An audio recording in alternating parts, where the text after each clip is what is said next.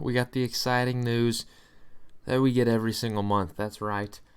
We're going to be going here and looking at NIO's most recent delivery update they gave for the month of November.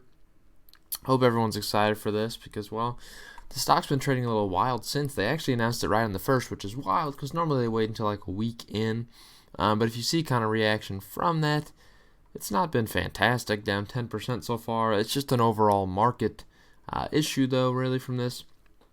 So a lot of these big EV names have been going down. You're talking about even the charging companies, all of them.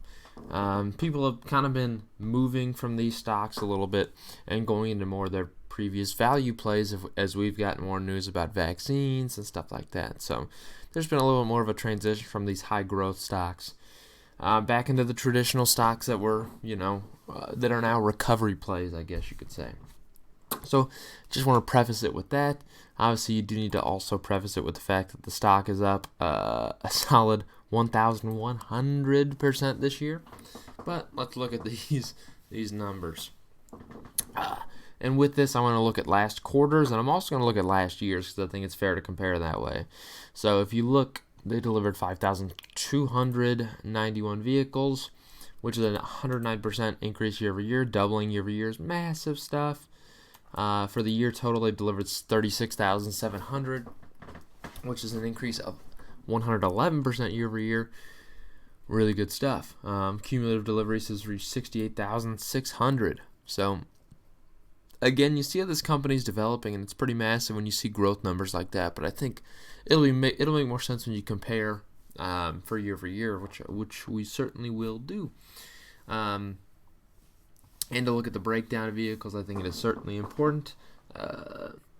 Deliveries consist of 1,387 ES8s, which since the new 2020 model has been released has been a pretty big, important deal for them. It's done pretty well. 2,386 ES6s, which has for a long time been their most dominant model, and now you're including the vehicle they're finally starting to really deliver here, 1,500 EC6s, which I think will become their dominant model here shortly. I think within the next couple months, the EC6 will be the dominant model, probably by January's delivery update numbers. So I think it's a really important thing for them is that EC6, and I think it'll continue to drive massive growth for them. Really good stuff there. They're accelerating the production capacity expansion in December to accommodate for increasing order growth, so that way they can really deliver these orders on time and have the vehicles ready. So again, the growth's pretty massive. If we look with last quarter, because it's good to compare there, where they delivered 5,055 vehicles, and again, that compares to 5,291, so even a growth quarter over quarter. Pretty nice to see in that aspect. So far, they've obviously, as of then, delivered 3,143 vehicles, or 31,430 vehicles. Not too bad. And you see, obviously, the change. But the breakdown here consisted of 2,695 ES6s, 1,477 ES8s, and only 880 EC6s. So again, you see the EC6 is already doubling month over month there because of the fact that it's the more dominant model, and they're working on production of it, and that's why you see that doubling. The more they're able to produce, the more they're able to deliver, and they're focusing on really expanding this vehicle quite significantly, and it'll overtake the ES6 pretty shortly. And I don't think the ES6 is necessarily going to lose that much in terms of what it's getting, and in terms of deliveries, because it is a completely different vehicle. But it's a completely different style. I like the EC6 style personally better, and I think a lot of people will too, and that's why it's going to benefit from it. So really good stuff there. And then we do want to look year over year for last year's November deliveries to see what the difference is and what's going on.